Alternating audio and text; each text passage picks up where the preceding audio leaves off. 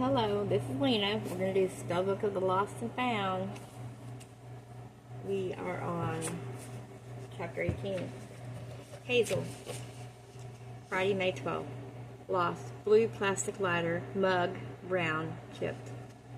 It's very early morning when the wind blows the boards off my window and they shudder to the ground below.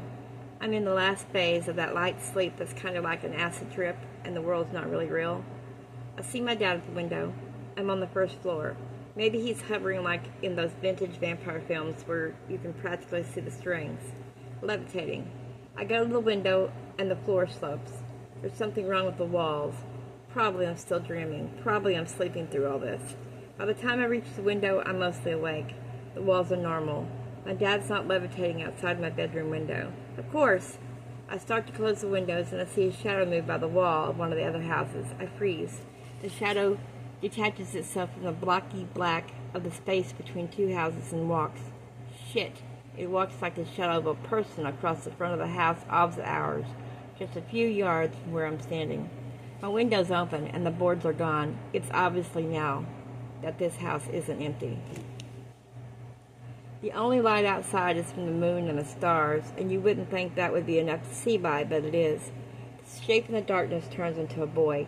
He steps out from the shadow of the house and grins up at me. He's my age, maybe. His hair is long, and there are beads that look like teeth strung around his neck. I duck back against the wall, pulse thudding in my throat. I think I can hear a snatch of musical notes coming through the open window at me. A little refrain, like the boy's whistling through his teeth loud enough for me to hear clearly. Darkness and shivers. When I chance a glance back out of the window, seconds later, the boy is gone. I close the window by wedging my ticket and thickest clothes into the cracks in the curtains. I don't fall asleep for a long time. In the morning, I call Mags to tell her I want a ladder. I'll drop by with it later, she grumbles. You could have told me your board's broken before I came by this morning with the paper. I frown. I didn't tell you the board's broke. Didn't have to, Mag said. I may be old, but I'm not blind. Right. Your mom, she starts to say, but someone calls for her. A voice I can only hear over the crappy reception. What about my mom? One sec, Mag says to me, or to the person she's with. I'll call you back, pet. She disconnects the call. It's probably nothing. It's not like she could possibly have heard from my parents. But I feel the nerves bunch up around my throat anyway. Someone's coming, Ivy said. Expect guests. I still think the crossword meant Olive and Rose, to cast a spell, to bring back what we've lost. I part the clothes covering the window and look out. It's bright and calm. The development is empty. The boy is gone. My dad was never there. I keep the clothes over the window anyway.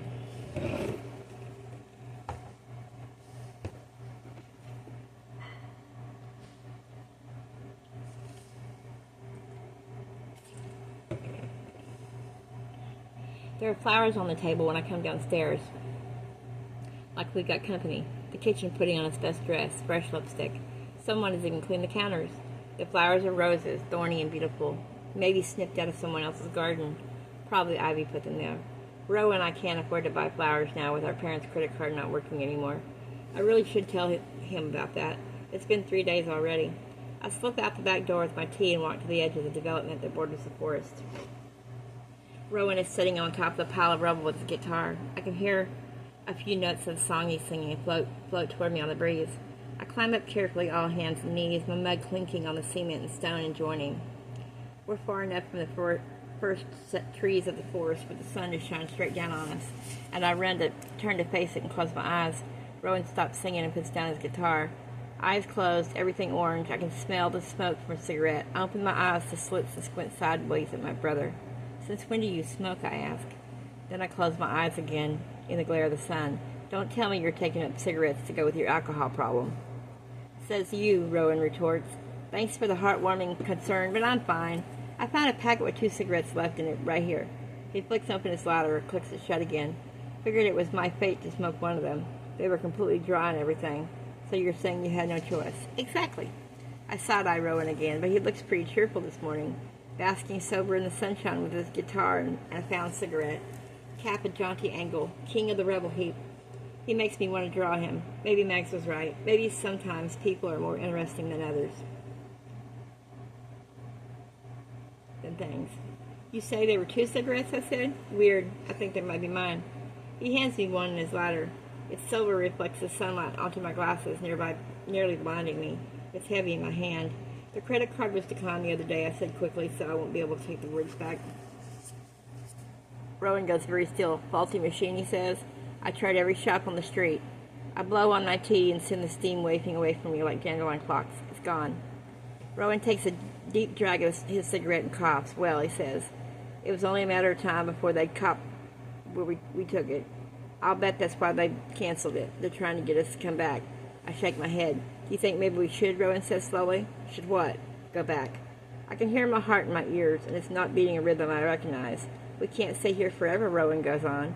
We don't need to stay here forever, just until we turn 18. Then Mags can employ us legally, and we can rent out a room somewhere, and what? Never see Granddad again? Never see Mom again? He doesn't even mention Dad. Thud goes my heart. Thud, thud. What if, I say really, really slowly, what if that's not why the card's been canceled? What do you mean? I mean, what if something's happened to Mom and Dad? Thud, thud, thud, thud. Oh, come on, he says. Somebody would have told us if they'd been found mangled in a car crash or something. Alas, a small voice in the back of my mind says, nobody could find us to tell us because we've been off the grid for about a month. People go missing all the time, I said softly. People get lost. I remember Rose crying into her knees and blowing bubbles across the parking lot.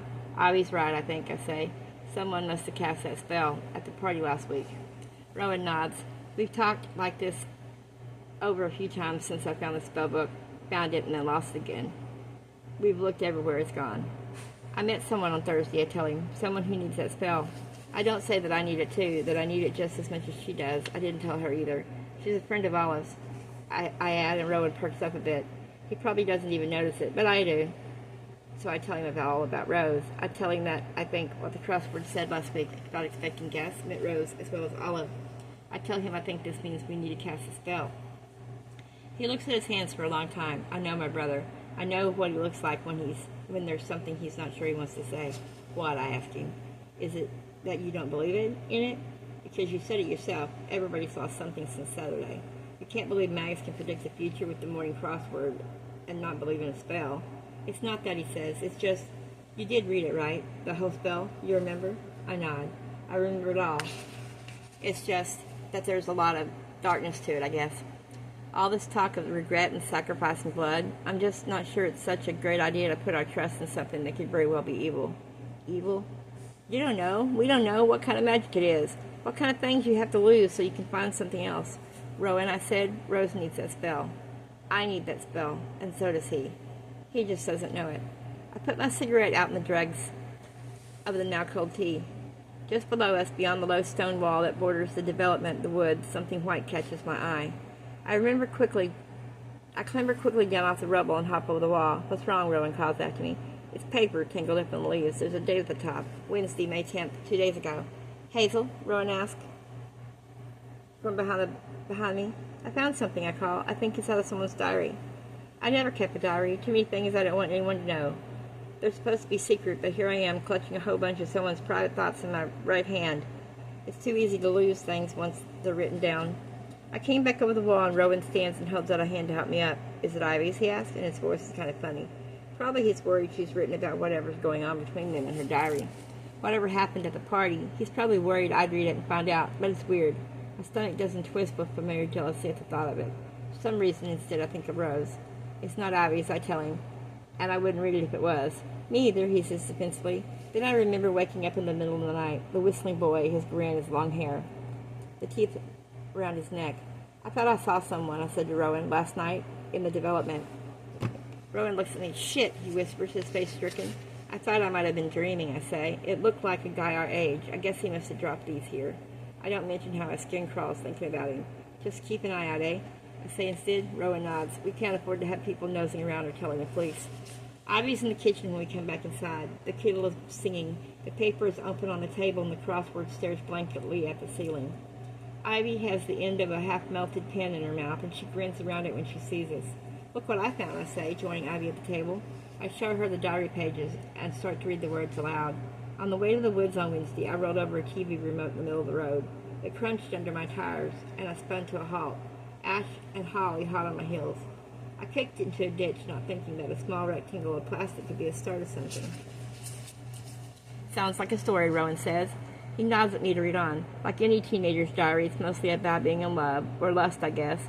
I smirk a little as I read parts out. His voice is like music. Did I mention that before? This girl's got it bad. Seriously, Rowan says, you're reading out someone's most intimate thoughts, and you're just going to poke fun at them? You're listening, I huff at him. But I stop my teasing and read on. There's something kind of compelling about this girl's story, even if it's just about being in love with some pretentious guy. Rowan eats half the chocolates in the tin on the table, and Ivy absentmindedly fills in the crossword as she listens. Then the diary mentions the spellbook. It reminded me of the spell for some reason, the moss we forged, the penknife we used to cut the tips of our fingers. Rowan and Ivy sit up straight. Give me that, Rowan says, trying to grab the paper so he can read it faster. Stop it! I keep my fingers tight around the page and read on. We stowed the beers in the hollow between the branches of an old oak tree at the fork of the road, where Holly had found the spellbook. It seems so long ago now that we first read that spell to get our diaries back. They found the spellbook, Ivy whispers. They're the ones who cast the spell, I say. The spell is working, Jude said. Look, the lost things are coming home to be found. Ivy's mouth is open, her crossword forgotten. Jude, she says. What? Rowan asked. Ivy looks down at the crossword. That patron saint of lost clauses. Remember? I remember, and I remember something else. The whistling I heard last night. The song's been stuck in my head all morning. But I've only just now realized what it is. Hey, Jude. Shit, I say with my teeth. This is really fucking weird. Rowan tugs on the paper again, and this time I let him take it. He turns the page and keeps reading. The girls ask an older sister to buy them beers to go skinny dipping in the lake. It's got to be our lake, just over the development wall, down the slope of the forest and across the rocks. Rowan reads on. He blushes at the descriptions of the girls' naked bodies. He shakes his head at the list of lost things they find. Reading glasses, makeup bag, hairpins, a charm bracelet. 2 tarnished teaspoons, he reads. He gets up and opens the drawer we keep our cutlery in and takes out a single rusty spoon. We had 3, he says. Ivy lets out a little breath. I read on and we learn that a boy in town has gone missing. I remember the words of a warning in the spellbook. Be careful what you bargain with. Every lost thing requires a sacrifice. A new loss for every kind thing found. Consider carefully before you cast the calling. It may not be for you to choose. Ivy's face is white.